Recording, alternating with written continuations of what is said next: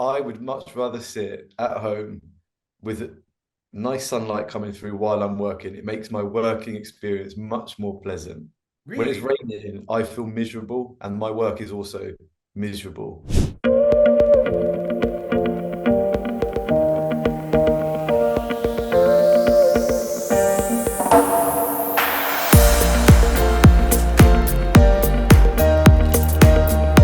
Hello, everybody. Happy 2024, and welcome back to Learn English with Teachify. Mickey, Yeah. hello.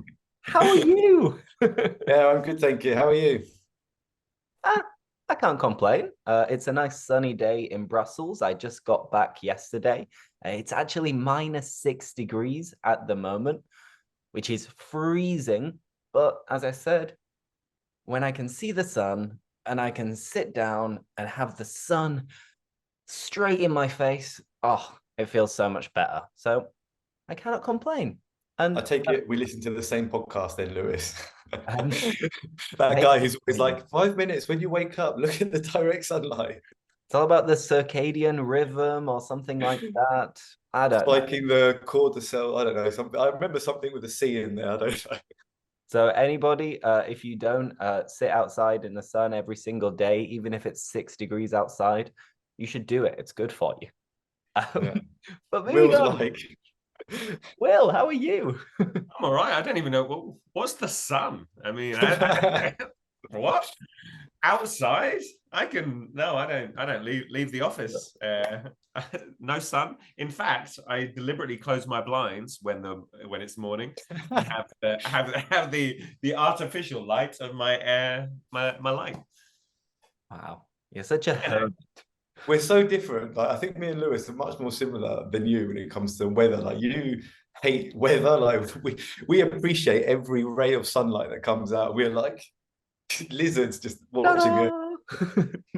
well, I should clarify. It's, for example, when working, I want the weather to be miserable. But at the weekend, I'm happy for the weather to be nice when I go out and, you spend the day walking around the city. This is fine. But when I'm working, I want outside to be miserable. So I feel fortunate to be in my little cave working away. Like, do you know what? I get that, but I would much rather sit at home with nice sunlight coming through while I'm working. It makes my working experience much more pleasant. When it's Really? raining, I feel miserable, and my work is also miserable. I send angry emails. I don't say you're welcome. I don't say kind regards. I literally just put M dot at the end of my emails. I know exactly what you mean, but I see both of your points because I much prefer it if it's sunny outside and I'm working, because then I'll think, oh, when I finish work, I can go for a nice walk in the sun or something like that. But if you're so busy that it's going to be dark by the time you finish work, then I know what Will's on about. I know Yeah. what he means because I'm like, oh, it's such a nice day. I wish I was outside, but I can't go outside. I don't have any time. But if you know you have a gap and you can go for a little walk and enjoy a nice walk in the sun, then I'm going to be much nicer and write kind regards, yours truly, at the end of all of my emails. P.S. I love you. Exactly. So, today we're going to be speaking about routines and productivity and work at the end of the day. But first, a quick question. Mickey, do you have any New Year's resolutions? Yeah, I've got a few. I mean, apart from the typical ones, like the standard ones, but actually this year I went quite into detail. I spent a few hours and I broke it down into different topics that I want to try and Ah, achieve this year. So it's a bit personal. I'm not going to go into too much detail, but I will give you some a rough outline of it. So I started off with kind of work objectives, short term, long term. Long term being like 1 to 3 years, short term being 2024. And I can tell you two of those objectives. One of them is to have three new companies join Teachify in Spain and three in France. That would be a nice objective for 2024. mm-hmm. Then I broke it down to my personal life with friends, social circles, relationships, family, short-term, long-term objectives. Also, living situation, because as you know, I move around a lot. So I wanted to have a bit more of a clear plan of 2024, where I would like to be and spend most of my time. And then obviously the lifestyle and fitness ones, which, to be honest with you, I'm always doing some kind of exercise, so that's not really a difficult one for me. But diet is one that I'm trying some new diet things out at the moment to see how I feel. And yeah, that's pretty much it, without going into too much detail. Awesome. Interesting. It sounds like you went into a lot of detail when you were planning it, at least. So, yeah. Do you know what I thought? Like, I thought the more specific I can be with my objectives for this year, the more probability of them happening. So yeah, I went to town on it. Yeah, no, you went mad. You went to town. Yeah. Awesome. And Will, how about you? Do you have any? I do. Yeah, I've got loads. It's crazy. Short term, long term, oh my God, family. short term, middle term, long term. I've even got mid to long term, short to mid term, short to nothing term. Kind of actually relatively similar to Mickey without all of the intense planning. It didn't take me a few hours. It just took a couple of, moments where you think, oh, this will be a good one, and it appears. Something similar with work in terms of new clients and new things. Also, one of them is to get in shape. Mm-hmm. You're not out of shape though, are you, Will? I'm not out of shape, but I'm definitely not in shape. I'm not in. I don't know how to express. Because you're in your cave all the time. If I'm wearing clothes, it maybe looks as if I might be in shape, but I'm not. Oh, so you look better in the dark. You're one of these guys. Oh yeah, 100%. Yeah. That's why the shutters are closed as well. Yeah, and so it's something where people will say, "Oh no, you're healthy. You go," and maybe I am, but it might be that my heart on the inside is going, "I really need help with this body, guys." So to get a healthy heart is number one, basically. Optimizing. This is your optimizing year. Well, and also to start cooking, and also a little bit inspired by you, Mickey, mentioning the diet, because you know me, I'm a big fan of Wetaka. Well, I've decided this year, get rid of Wetaka and see if I can substitute. I know. First of all, unless you want to start paying us with Deca, because we have so many followers and you want us to sponsor you. Well, this is it. So for example, yesterday I just cooked, but the problem, I just cooked 6 chicken legs, drumsticks, 6 chicken drumsticks, and that was my dinner. And I realized, actually, this is cheaper than Wetaka, so maybe I will do this, but not cooking like a chef, just basics. Okay. Put things in the microwave, put things in the oven. Yeah. You think I didn't season and marinate and add some paprika and everything? You definitely didn't marinate though. You might have seasoned it. I did marinate. One of these little packs that is like fajita seasoning.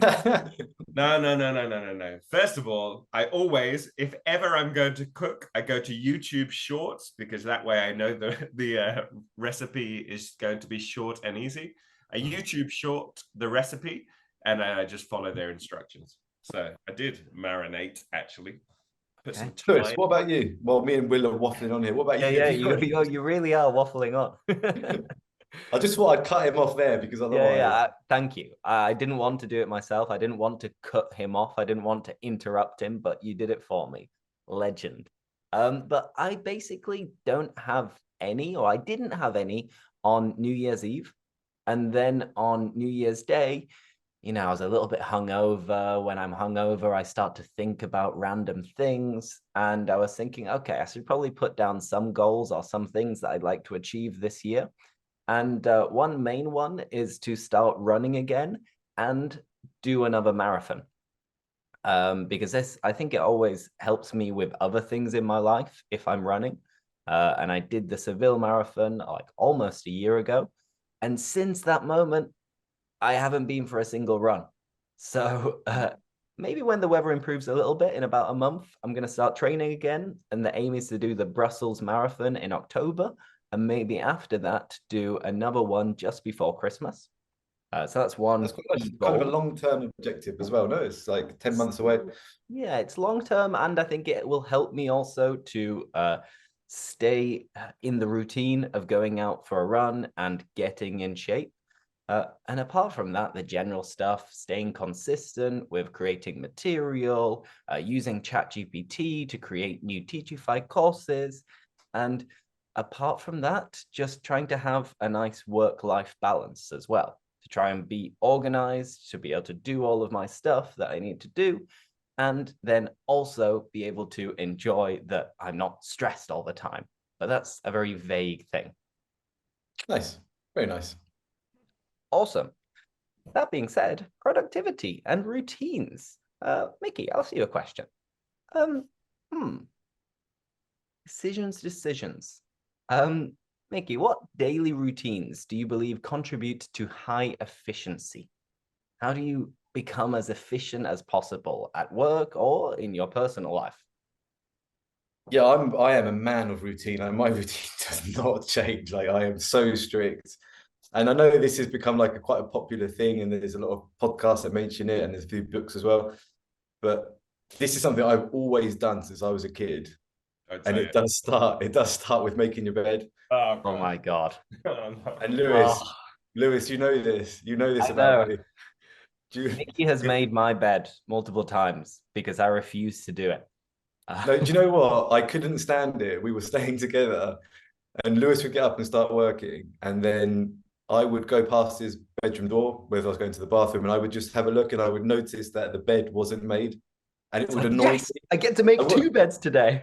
I wasn't doing it for you. I was doing it for myself, because the idea that that bed in that corner room was not made frustrated me, and it made me less productive, because I need to have a clean mind to be able to work efficiently. So this, even like sitting down working, I like to have a little clean up before, clean the table down a little bit, make sure everything's in order before I sit down and start working. Like, there's a system to it. And if there's mess everywhere, I can't deal with it. And even if it's not in my like vision, if it's like, even if I know the other room or the kitchen or the bathroom is in a mess, I can't focus. So everything has to be clean around me. This is some severe OCD, obsessive compulsive disorder. Yeah, it's pretty bad. At least you recognize it. Yeah, but you know what? I thought, what's the alternative? The alternative is to live in a shithole, and I'd rather not do that. So that's the way I see it.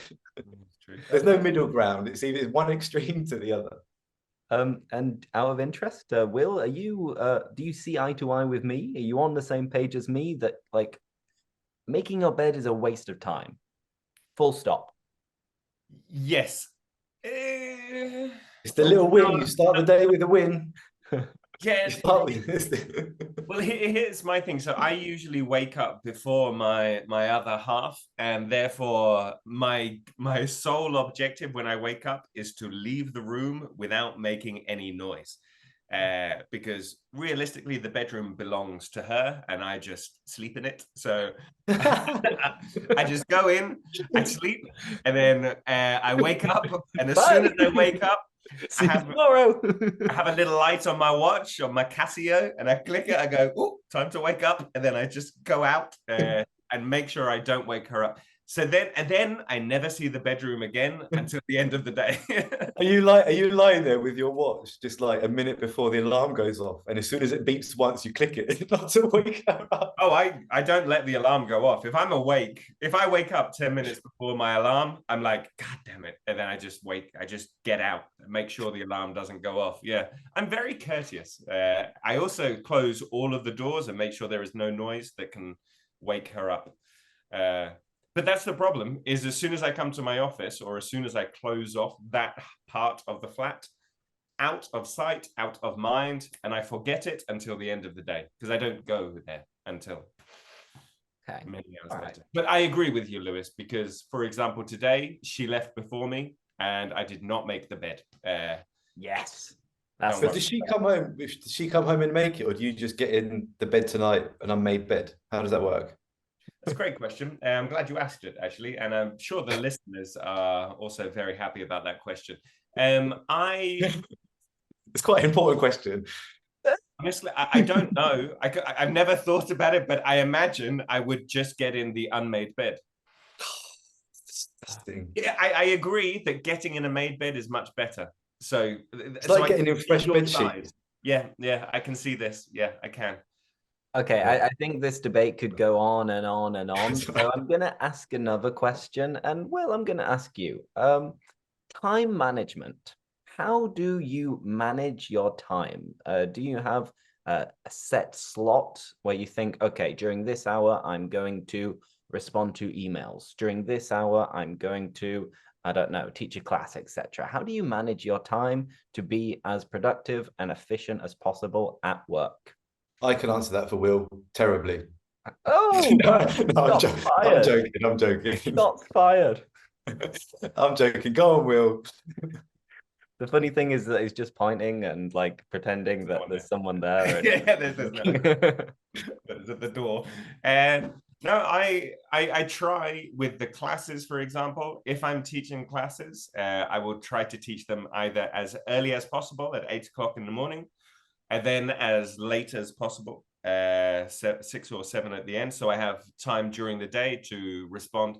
The problem is I have to respond to emails throughout the day, and then Mickey will ask me to do something randomly throughout the day. So I just have my to-do list, and I basically just go through it. And if something comes up that I feel is more urgent, then I will do it. If someone asks me for something that is a little bit more urgent. But to be honest, my time management is basically my to-do list, and then I go ticking things off. And as things arise, things come up, I will tackle them or address them at the moment, or at least I try. But yeah, it's a little complicated at specific times in the year. For example, these couple of weeks, but in general, I think I'm pretty good, to be honest. Thanks, Lewis.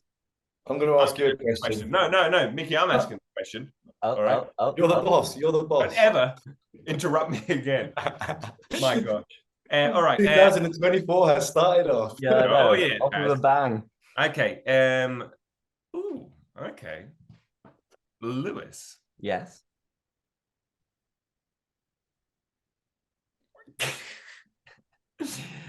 How do you define personal productivity, and why is it important? Interesting. How I would define it, I guess it is the feeling of doing the tasks that you want to do. So as you mentioned with a to-do list, everybody, whether you write it down or not, personally, unless I have a lot of things to do, I don't write down a to-do list. I kind of remember what I have to do. And before I go to bed the night before, I usually kind of unwillingly think, all right, tomorrow I have to do this, that, and the other thing. And usually I remember what I have to do. So personal productivity, in my opinion, is being able to do as quickly as possible or efficiently as possible your to-do list. So for example, today I woke up, prepared a lesson plan, did a couple of level tests. Now I have this meeting with you guys, then some classes, and I try to make the most of every time slot. So if I have an hour, I think, okay, what can I do in an hour? It's probably not enough time to be able to create a lesson plan. That might just be a little bit more. So I'll think, smaller tasks. What smaller tasks can I do in that time? Whether that's sending emails, whether that's asking teachers different questions and keeping in contact with them. So it's basically trying to squeeze as many of my to-do list items into the shortest amount of time to then finish the day thinking, yeah, it's been efficient. It's been good. I did everything that I wanted to. And sometimes I did more, because I don't know about you two, but if I tell myself that I'm going to do something and then I don't do it, I feel a little bit guilty. And like the next day, I need to make up for it. So for example, today I told myself I need to do 2 lesson plans. I've done 1.5. When I finish that other half, I'll be feeling good about the rest of the day. And that is my to-do list basically finished. If I don't do that and I leave it till tomorrow, then I'll be like, today I wasn't on form. I didn't do everything I wanted to. So my personal productivity wasn't as optimal as it could have been.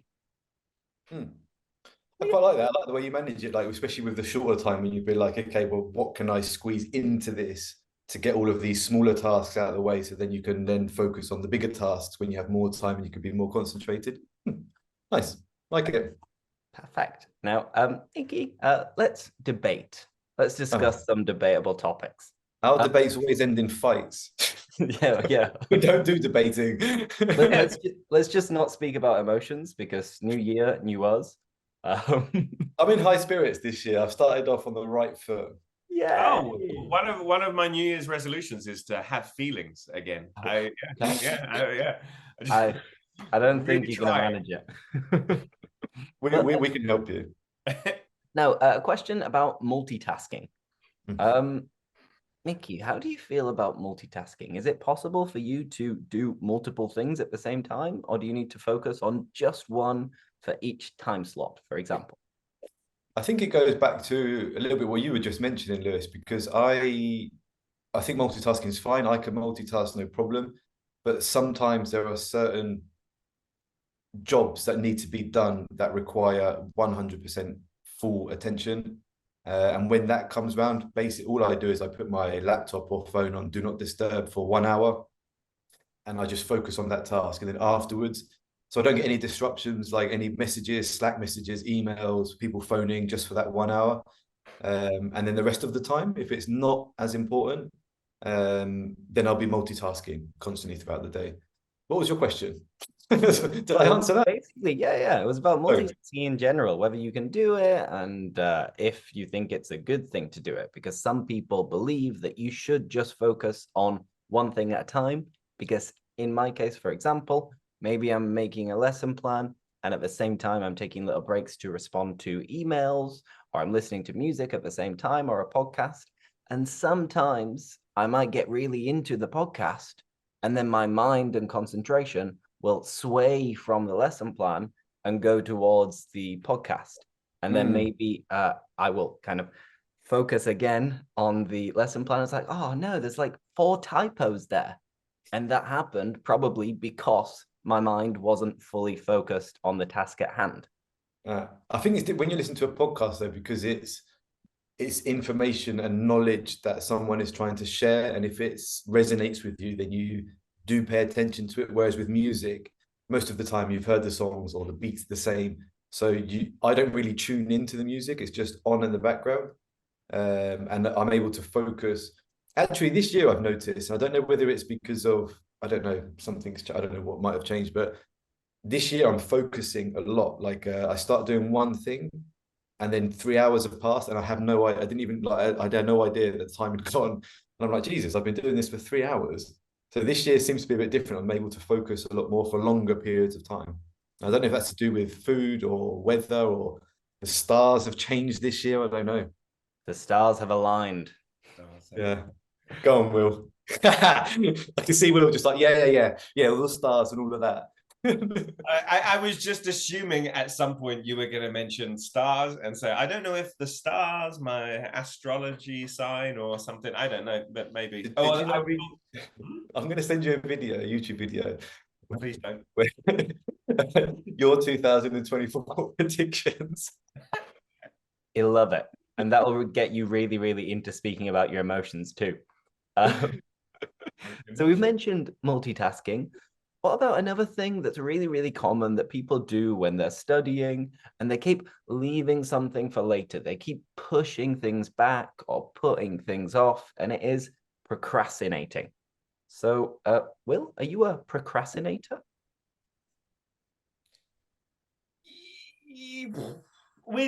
Maybe with specific things that, you know what, sometimes. You know what?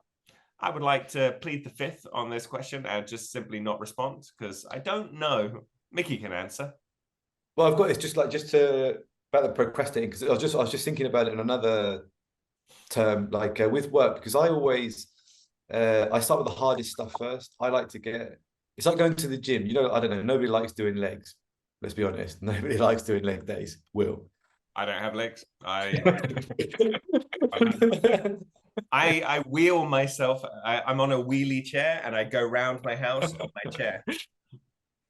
Like I always, if I go to the gym, like in the day, the exercise that I find most difficult, whether it's a certain, I don't know, because of the position or the weight or the action, I always start off with that one because I know the rest of them afterwards are easier and they're ones I enjoy.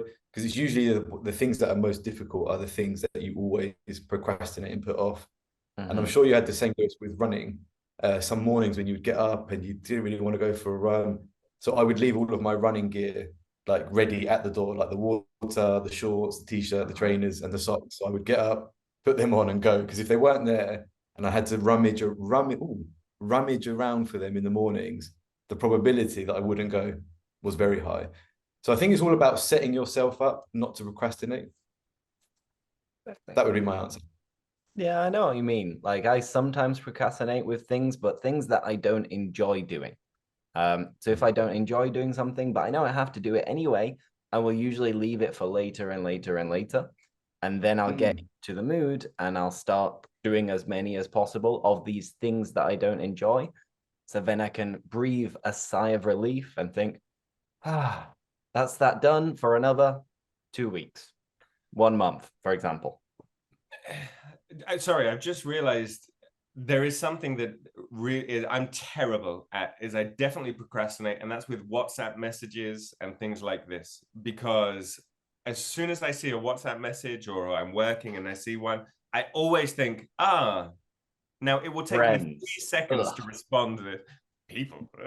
So as soon as I think, it'll take me 3 seconds to respond. So I think, it will take me 3 seconds. I'll respond later. And then a couple of days pass and I think, it's too late now to respond. It would be weird to respond. So I just won't respond. That's hilarious because I remember like maybe a month ago or 3 weeks ago, you uploaded something quite funny, like a story or something like that. And my girlfriend, who doesn't usually speak to you, she replied or reacted to your story. And then Estella was really excited about her reaction. I was like, oh, yeah, I just messaged this to Will. And then a few days go by and she's like, God damn, Will, he never replied. And then like 2 weeks later, she's like, oh, do you know, Will never replied to my reaction. I thought I was being really funny. So now you are blacklisted. Oh, no. Oh, dear. I have to, you know what? I will make a note now to respond to Estella's reply to Estella. Message. Put it in your list of tasks. It is now. Right to Estella, be unblacklisted. Priority number 1. I mean, it's going down. Whoa. Yeah. I think it's too late to reply now anyway. She might think it's something weird. But anyway, time is running out. So let's finish off this podcast, the first of 2024, with 3 different time-related expressions. But first, as you are waiting, don't forget to like this video and subscribe for more, and recommend this podcast to anybody who wants to improve their English in 2024. We believe in you. Yay! So let's start with the first time-related expression, and it is a really common one, and it is every other. So, for example, every other day, every other week, every other year, every other month, and it means alternate weeks, alternate months. For example, I want to go for a run every other day. So Monday, Wednesday, Friday, Sunday, etc.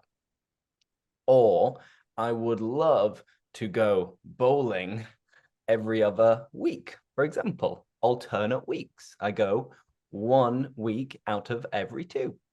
So every other plus the time is alternate. Every other week, alternate weeks. Very nice. I'm going to kick one off with on and off, which is quite a common one that we use. So if you do something on and off, it means that you do it sporadically. You don't do it as a routine, habitually, frequently. So I could say, for example, I play paddle on and off throughout the year. And that is definitely true because I played it twice in the whole year. So in that case, it is perfect. I love it. All right. I'll go for one that's even more common, but more basic, I think is, it's not even on our list, is every now and then. Which basically is a nice way simply to say sometimes. So every now and then, I eat sushi. I'm not a big fan, but every now and then, sometimes it's it's just occasionally, sometimes, every now and then. You could also say that you do it from time to time. I could say that, actually, yeah, from time to time. I like it, yeah, from time to time, every now and then. These are all great expressions. Fantastic. Now, anyway, that's enough. We have run out of time. Thank you so much for watching or listening to this podcast. As I said, don't forget to subscribe, like, and share the knowledge. And on that note, thank you once again, and we'll see you in the next podcast. Woo! Bye, guys. Bye. Ciao, ciao. Adios.